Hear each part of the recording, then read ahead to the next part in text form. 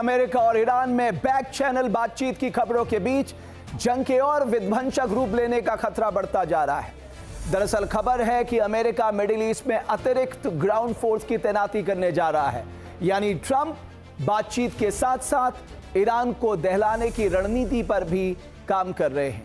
यह खबर ऐसे वक्त में सामने आई है जब ट्रंप ने ईरान के ऊर्जा ठिकानों पर हमले शुरू करने की डेडलाइन 6 अप्रैल तक के लिए बढ़ा दी है।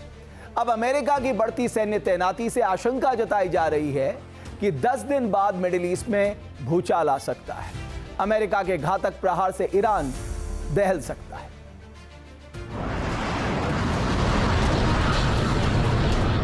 ना ईरान के हमले रुके, ना हॉर्मुज स्ट्रेट खुला, फिर भी अमेरिकी राष्ट्रपति ट्रंप ने ऊर्जा ठिकानों पर हमले करने की डेडलाइन एक बार फिर बढ़ा दी।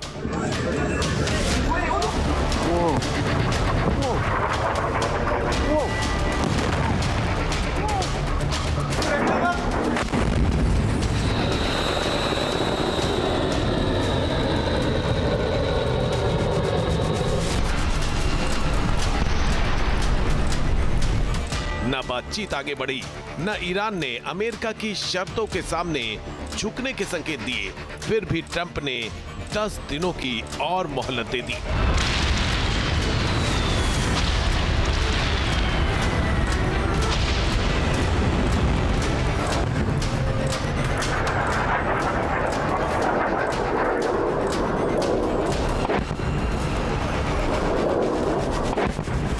ट्रंप ने पहले 48 घंटे की डेडलाइन दी, फिर 5 दिन की और अब 10 दिन की मोहलत दे दी है।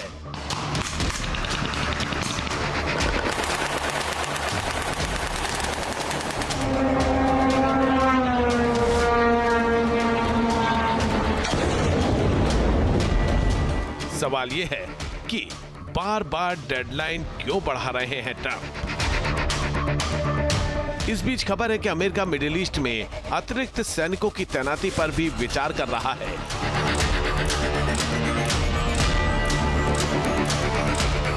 तो क्या ग्राउंड ऑपरेशन की तैयारी कर रहे हैं ट्रंप?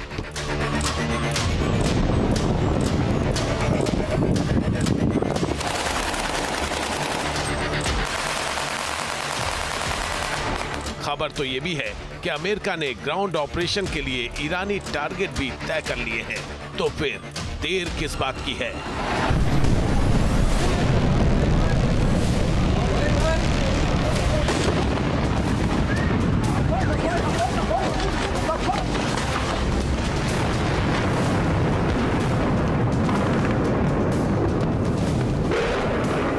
क्या तैयारी के लिए वक्त ले रहे हैं ट्रंप? यानी अमेरिकी राष्ट्रपति ट्रंप ईरान से बातचीत के बीच जंगी तैयारियों को भी आगे बढ़ा रहे हैं।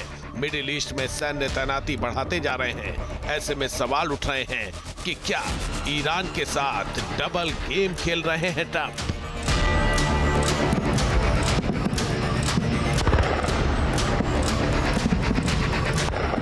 दरअसल अमेरिकी राष्ट्रपति ट्रंप ने ईरान से बातचीत के बीच उसके ऊर्जा ठिकानों पर हमलों की डेडलाइन आगे बढ़ा दी है। ट्रंप ने ईरान को हॉर्मुज स्ट्रेट खोलने के लिए 6 अप्रैल तक की मोहलत दे दी है। न ईरान ने मोहलत मांगी, न उसके रुख में कोई नरमी आई और न ही बातचीत आगे बढ़ने की कोई पुख्ता संकेत मिले हैं। ऐसे में ट्रंप के एक बार फिर डेडलाइन बढ़ाने के फैसले पर सवाल उठ रहे हैं। इसे एक खास रणनीति का हिस्सा बताया जा रहा है।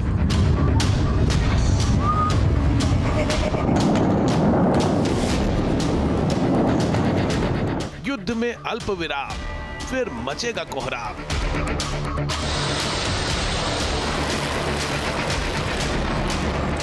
छह अप्रैल तक इंतजार, फिर विध्वंसक प्रहार।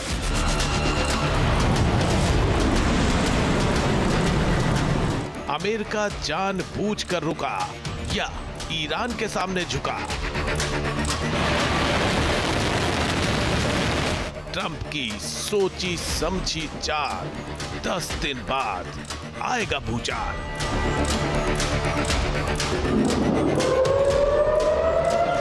ट्रंप का डबल गेम, बातचीत के बीच खेल।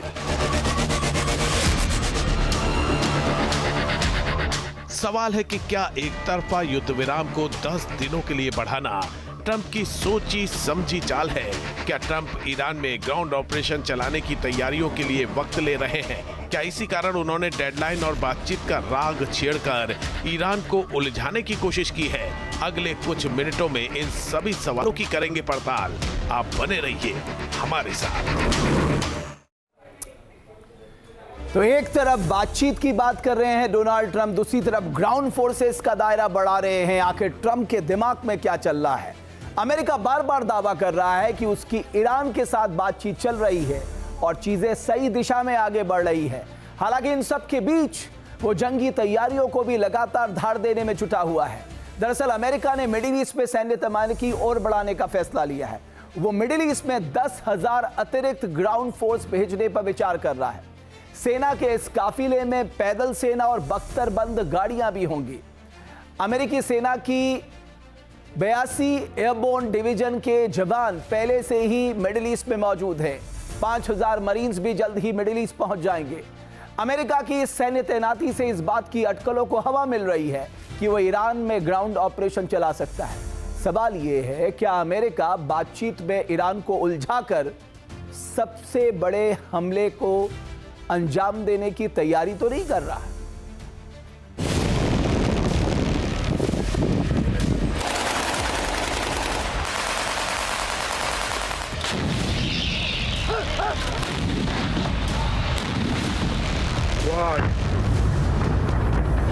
अमेरिका के 2 amphibious assault ship USS boxer और यूएसएस त्रिपोली मिडिल ईस्ट के मोर्चे पर पहुंचने वाले हैं। इन युद्धपोतों पर करीब 5,000 मरीन कमांडो तैनात हैं।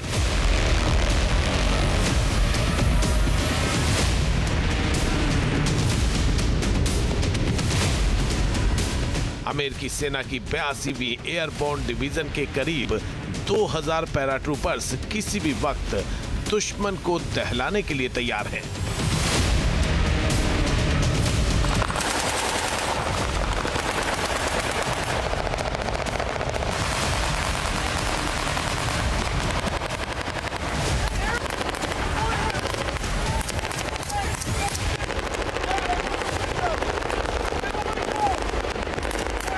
अमेरिकी नौसेना की मुख्य special operations force navy SEALs पहले से ही मिडिल ईस्ट में मौजूद है।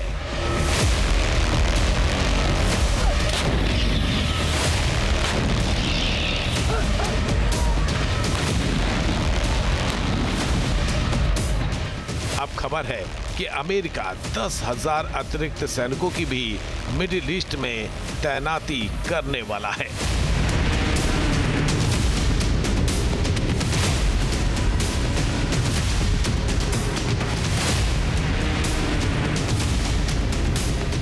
वॉल स्ट्रीट जर्नल की खबर के मुताबिक पेंटागन मिडिल ईस्ट में 10,000 तक अतिरिक्त ग्राउंड ट्रूप्स भेजने की योजना बना रहा है। इससे ट्रंप को ज्यादा मिलिट्री ऑप्शंस मिल सकेंगे। ये बड़ी सैन्य तैनाती तब की जा रही है जब अमेरिकी राष्ट्रपति ट्रंप ईरान से बातचीत के सही दिशा में आगे बढ़ने का दावा कर रहे हैं।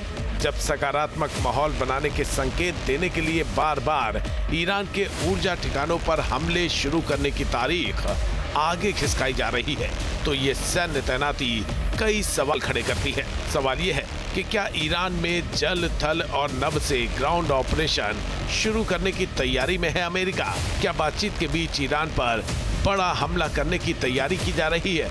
और क्या ईरान को बातचीत में उलझाकर अमेरिका ग्राउंड ऑपरेशन की तैयारियां पूरी कर रहा है? अमेरिका की मंशा पर सवाल इसलिए भी उठाए जा रहे हैं क्योंकि 28 फरवरी को जब ईरान पर हमलों की शुरुआत हुई थी, तब भी बड़े स्तर पर वार्ता चल रही थी। इन वार्ताओं के बीच ही ईरान पर हमला हो गया था और पहले ही पीटर खामेनेई समेत 40 टॉप कमांडर मारे गए थे।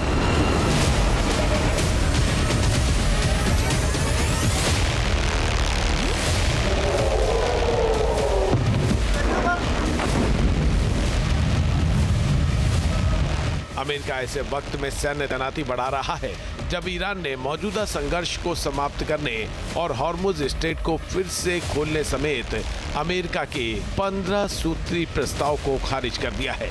एक्सियोस ने एक वरिष्ठ अमेरिकी रक्षा अधिकारी के हवाले से कहा है कि व्हाइट हाउस और पेंटागन नई लड़ाकू इकाइयों के लिए अतिरिक्त सैनिकों की तैनाती पर चर्चा कर रहे हैं और इस पर अगले सप्ताह निर्णय आने की उम्मीद है। इस संभावित फैसले से क्षेत्र में अमेरिकी सैन्य मौजूदगी में उल्लेखनीय बढ़ोतरी होगी और ये संकेत मिल रहा है कि वॉशिंगटन ईरान में संभावित जमीनी अभियान के लिए गंभीरता से तैयारी कर रहा है।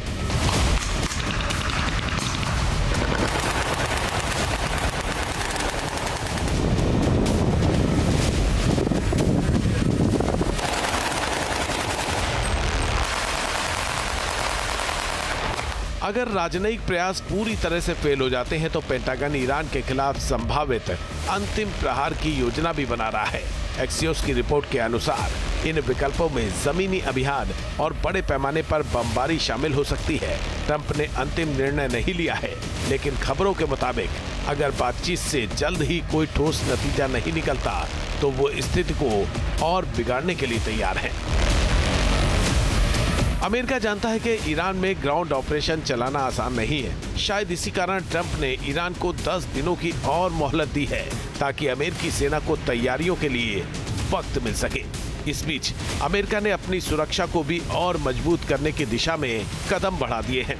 दरअसल खबर है कि अमेरिका यूक्रेन के लिए खरीदे गए हथियारों की मिडिल ईस्ट में तैनाती करने की तैयारी में है।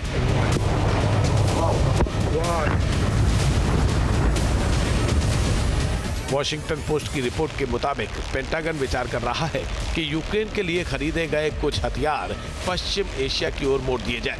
रिपोर्ट में कहा गया है कि ईरान के साथ चल रहे युद्ध की वजह से अमेरिकी सेना के लिए अहम हथियारों की आपूर्ति का दबाव बढ़ गया है। रिपोर्ट के मुताबिक अमेरिका जिन हथियारों को दूसरी दिशा में भेजने पर विचार कर रहा है उनमें एयर डिफेंस इंटरसेप्टर मिसाइलें भी शामिल हैं। ये मिसाइलें पिछले साल शुरू की गई नेटो की एक पहल के तहत खरीदी गई थी। इस पहल के तहत नेटो में शामिल देश अमेरिका से हथियार खरीदकर यूक्रेन को उपलब्ध कराते हैं। अगर अमेरिका ने यह फैसला किया तो यूक्रेन को मिलने वाली मदद में 20 से 30% तक की कमी आ सकती है। अमेरिकी राष्ट्रपति ट्रंप पहले से ही नेटो सहयोगियों से नाराज नजर आ रहे हैं। हॉर्मुज स्ट्रेट खोलने में मदद न देने पर नेटो सहयोगियों पर भड़के हुए दिख रहे हैं। I've done a great favor for the world. The world has not been reciprocal, because when I told NATO, where we give billions and billions of dollars, trillions over the years, I said, do you mind coming up and giving us a little hand with the streets? Send up some. They didn't want to get involved, and I believe that's going to cost them dearly.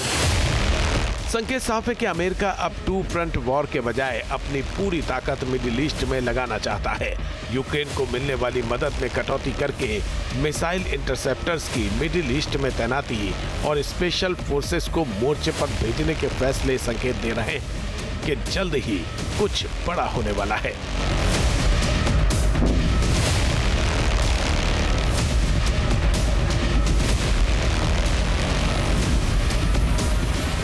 शायद America की कोशिश इस बार फिर बातचीत की table पर उलझाकर Iran पर बड़ा हमला करने की है।